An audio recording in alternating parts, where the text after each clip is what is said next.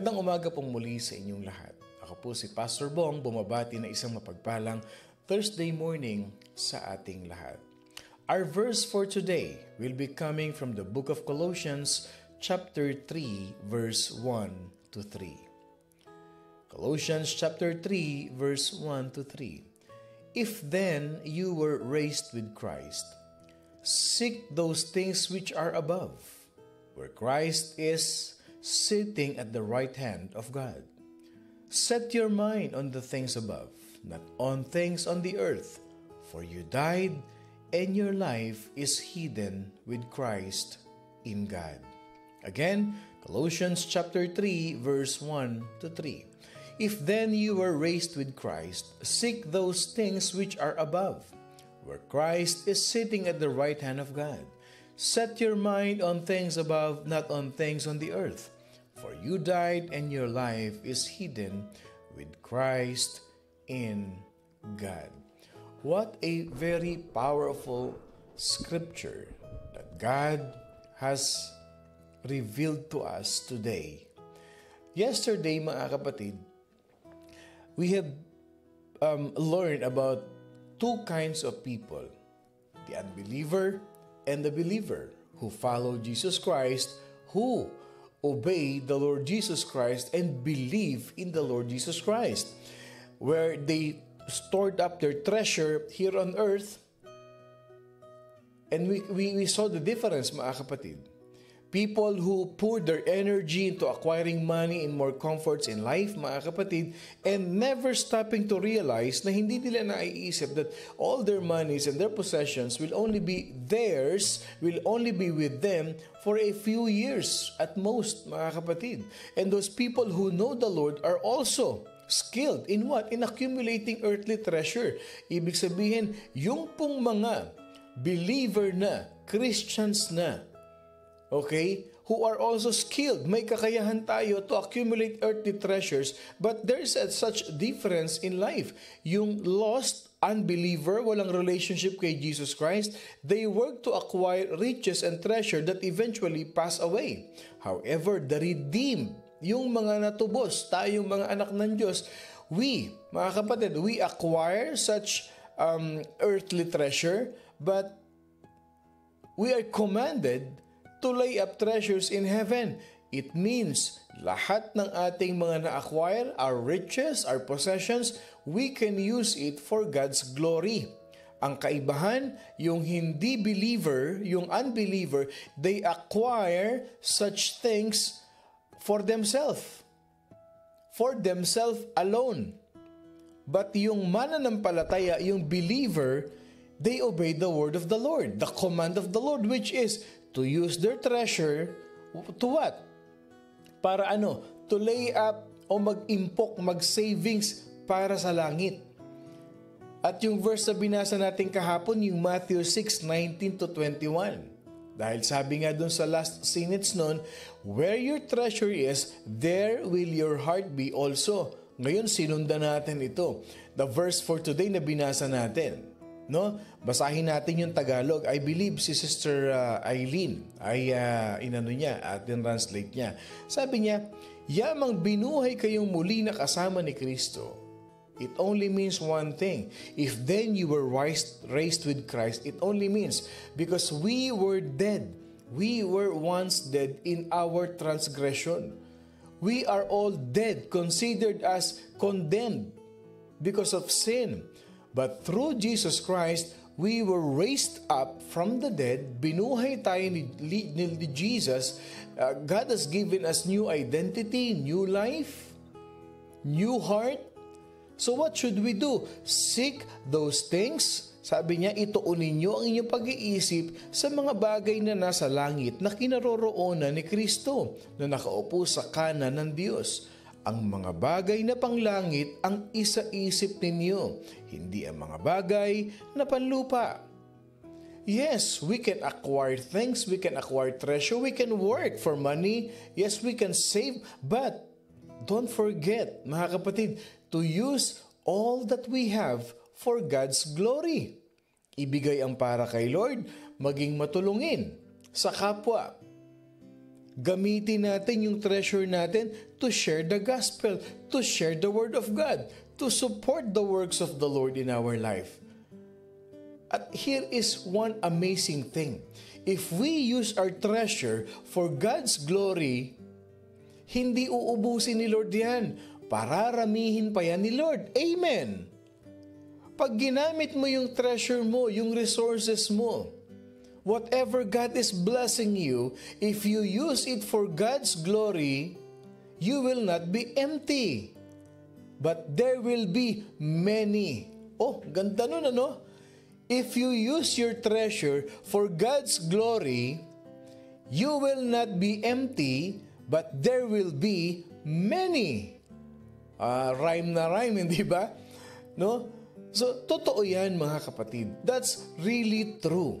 Kasi if God can entrust you with little things, how much more with big things? Nakikita niyo yung kaibahan ng perspective ng isang believer? Can you see the difference between an unbeliever and a believer? We have a secret weapon to become what? To become prospered in life. We have that secret weapon para ano? To achieve the happiness and bountifulness of life, mga kapatid. So our focus is to be a lot higher than this world, which is what? Dying. Mamamatay din tayo eh. Mga kapatid, you set your mind on the things above and not on the things on the earth. Hindi ba maganda ito? Okay. Tignan ninyo yung difference between ang taong miser o yung madamot kuripot. Okay, tignan ninyo ha. If you are a giver person, okay, you share things, you share your blessing, and you help people, isipin niyo one day, ito lang magandang perfect illustration. One day, you will be lying on that on that rectangular box. Okay? With glass on your face. Alam niyo na kung anong ibig ko sabihin. Hihiga ka dyan, may salamin na yung iyong higaan, and people are around you, nagpupuyat sila, nagkukwentuhan sila. What would you think, okay, what would you expect na ano ang pinag-uusapan nila? Ano ang iniwan mong legacy? Kahapon, what is your story of life? Gusto mo ba ganito? Nag-uusap sila. Ang pinag-uusapan nila, alam mo, hindi mo alam kung saan dinadala ng taong yan yung kanyang pinagtatrabahuhan. You don't even know where he spend all his money, his wealth. I believe na malaki ang kinikita, may pera yan pero madamot. Ikaw ba natulungan kanya nang hihiram ako one time sa kanya, kailangan ko, madamot? Gusto mo ba ganun ang maririnig mo? O ganito, people are talking around you. Alam mo, sayang yan tao na yan. Ang dami niyang natulungan. Mabait yung tao na yan. Nung time na ako'y na-ospital, dinalaw ako niyan, dinalan pa ako ng ganito, pinag-pray pa ako ng tao na yan. And even to the point na I was really in need that time. Pero siya lang ang taong nagpahiram sa akin. Even my own family did not care for me, but this person who always shared the word of God, nililibre pa ako ng kape, nagkukwentuhan kami, and he always there to lend a helping hand to many people. Pinag-uusapan ka na, ang ganda ng mga sinasabi sa iyo. Because why? You help people. You give what you receive from the Lord, and it lives a godly legacy. Sasabihin nila, alam ko na kung bakit ganyan yan. Kasi nakikita ko yan every Sunday, nag-church yan. Born again yan. Christian yan, kaya yan ganyan. Kasi yung Diyos niya, giver. Kaya siya rin, giver din siya. That's a story of a believer. And how about an unbeliever? Who always thinks of himself, who always thinks of selfishness, of self-centeredness. Ako muna, para sa akin to, para sa akin to. what would you think they will talk about you, mga kapatid?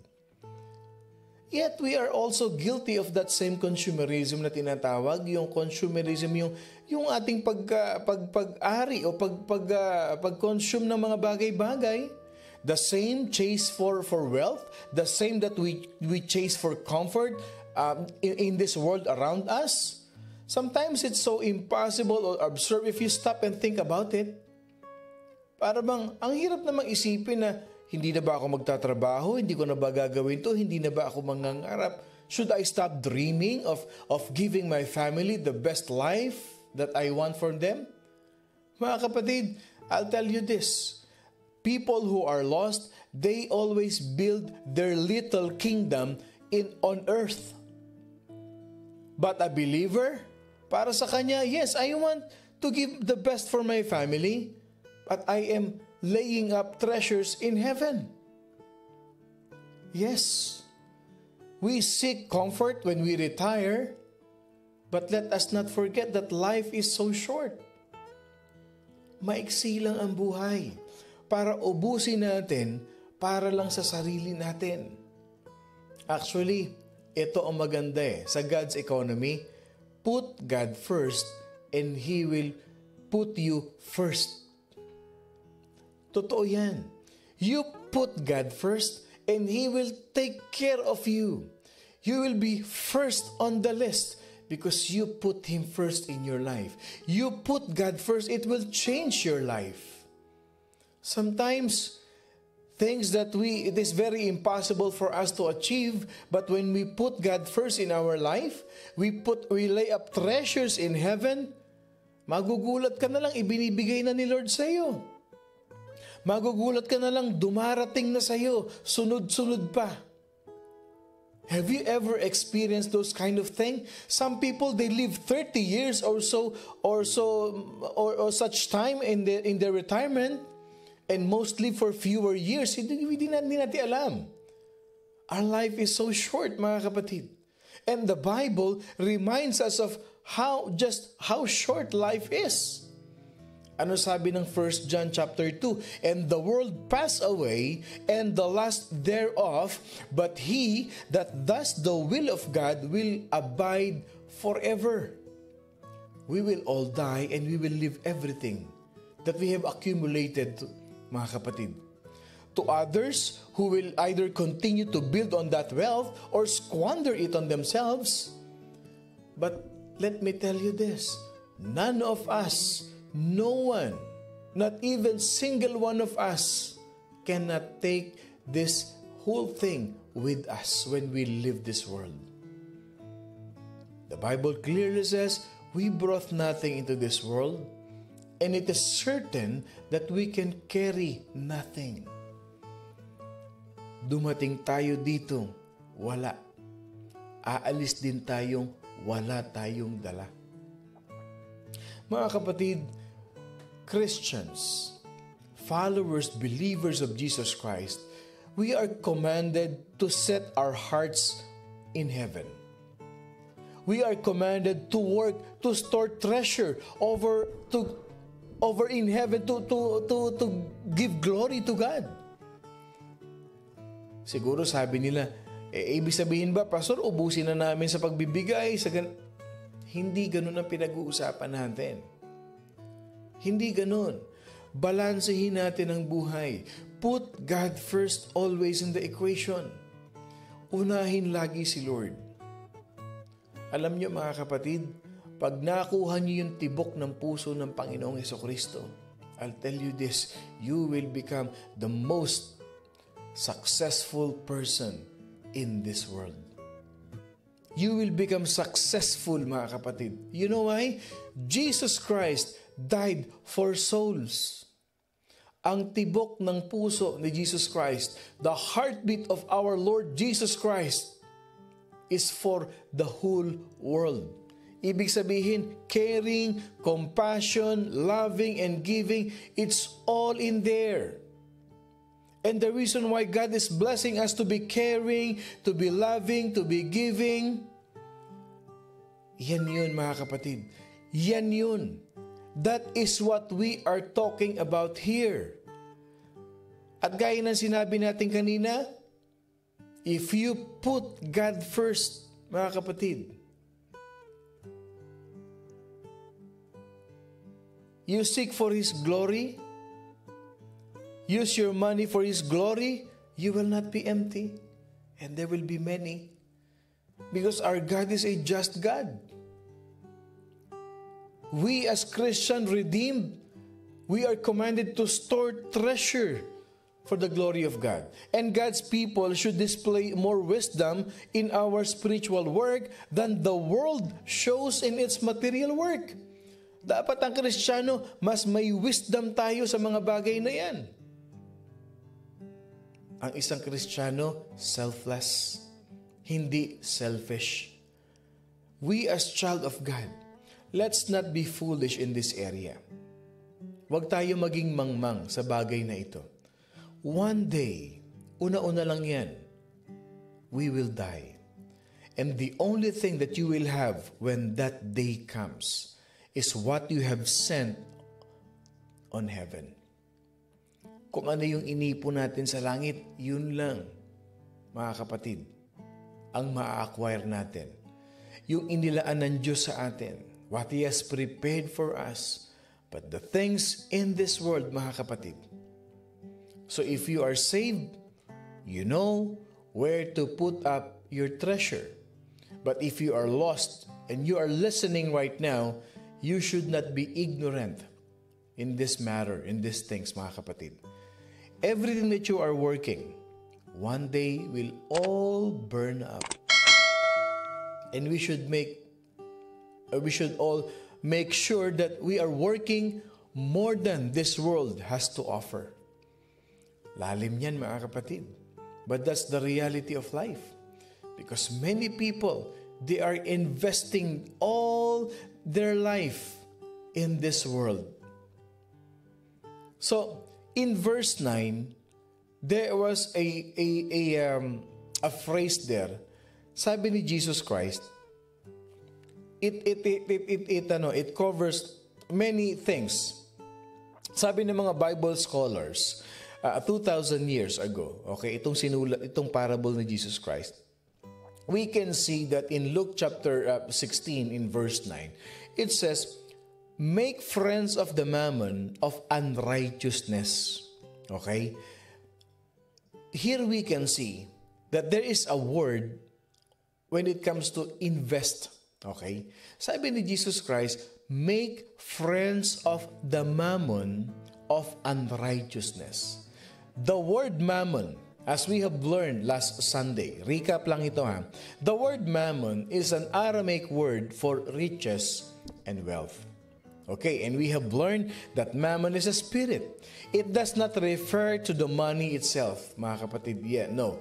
Because mammon is a spirit of Syrian God. It is a Syrian God, no? So, but mammon, it refers to the unrighteous attitudes of many who holds their concern about wealth and possessions. So when Jesus referred this mammon of unrighteousness, He is speaking about the financial resources believers possess.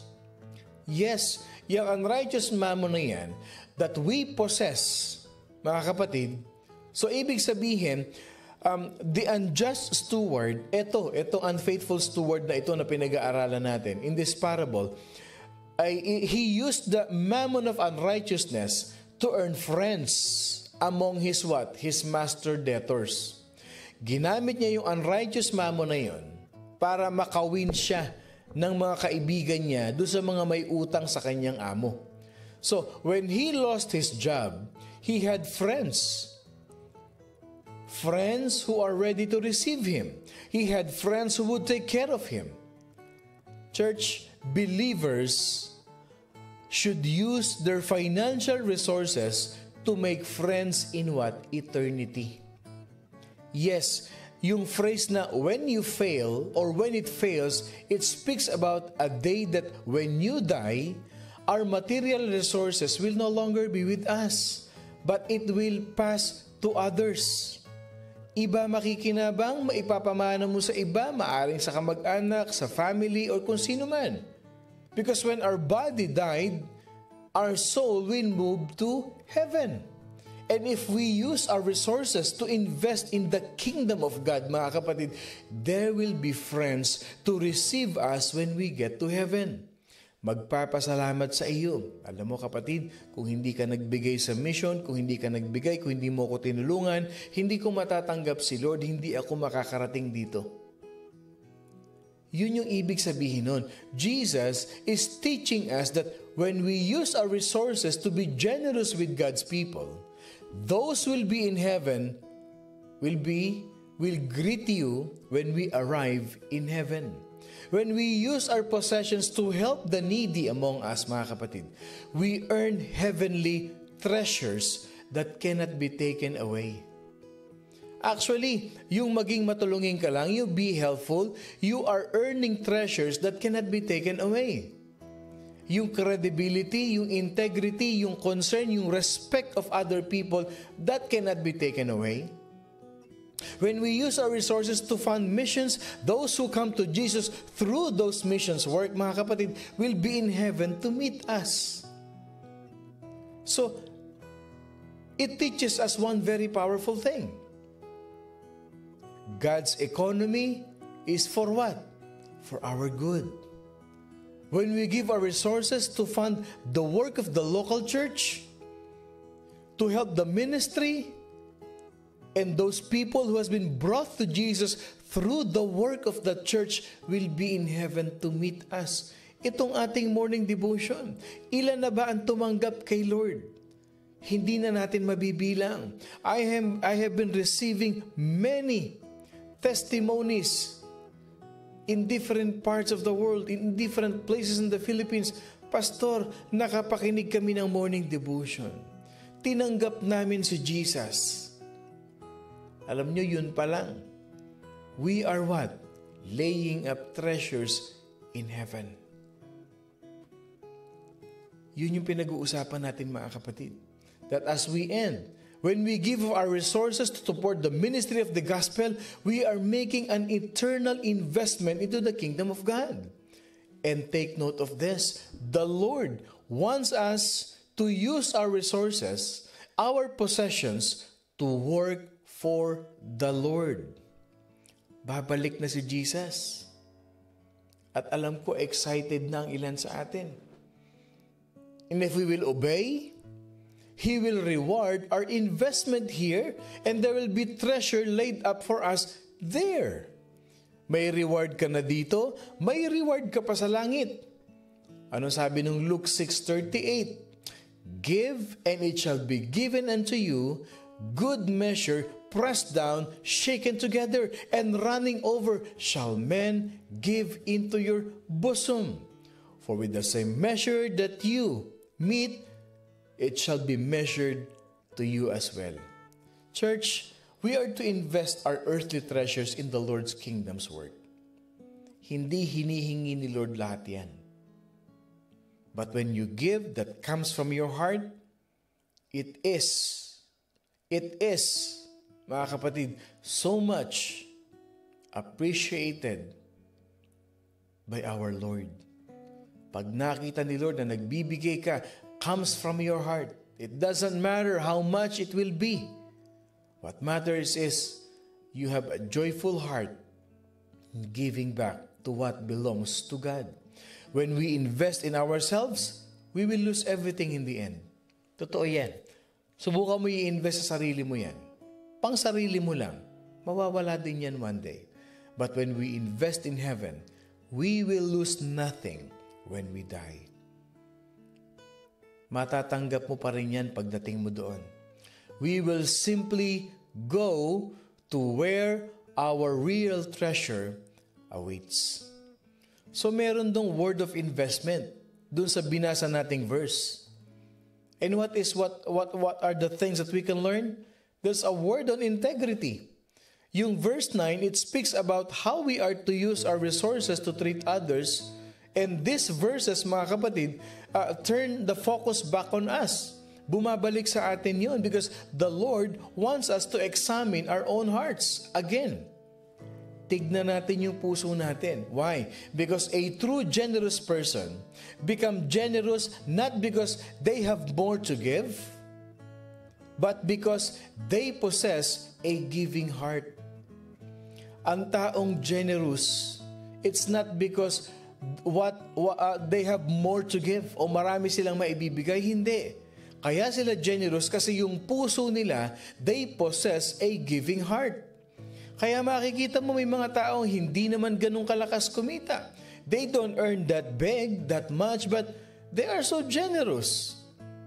They are generous in a simple way. Because it talks about the heart, mga kapatid. A poor person, yung isang taong poor, yung mahirap na tao, who suddenly becomes wealthy, will not become a selfless giver just because he or she finally has money to give. Because by the same token, the same blessing, a poor person who gives out of his or her poverty will give more if they become wealthy. That's true, mga kapatid. Church, the truth is proven. Natatandaan niyo yung widow na nagbigay ng kanyang 2 mites? Hindi ba? Yung sa Matthew 12, walang-wala na siya eh. Yung 2 pera na ibinigay niya, she had almost nothing, but she gave everything that she possessed. There are many people who have too much, but they give too little, and they give nothing to the Lord. Lord sees your heart. And the Lord wants us to learn that stewardship is learned in small ways. Ang stewardship, it starts from small ways, mga kapatid. When we are faithful with the little that we have, it becomes clear that God can trust us with more. But when we squander, hindi natin iningatan, hindi tayo naging good steward, those little things that we have, and from those little things, we became selfish. Let us not expect God to trust us with more. Huwag ka na mag-expect, mga kapatid. Sabi nga ng mga tao, Pastor, I would give to God if I only had a little more. No, you would not give to God if you have big ones. If you are not faithful to give when you have a little, pag hindi ka faithful sa maliit, you will not give when you have more. It is not about how much we don't have, mga kapatid. It is about the integrity of our hearts. Kaya hindi totoo yun. Pag may narinig kayong ganon, you rebuke it. Saka na ako tutulong, saka na ako magbibigay pag marami na. Kapatid, hindi ganyan. Magsimula ka habang maliit. Kasi pag nakita ni Lord na pinagkatiwalaan kanya sa maliit, He will entrust you with more.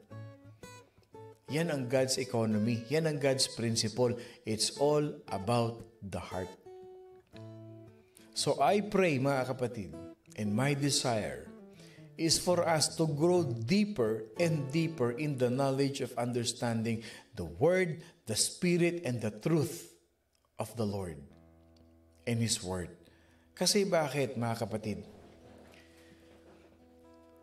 Let not this book be departed from your mouth, from your lips, but meditate on it day and night, and you will be prospered.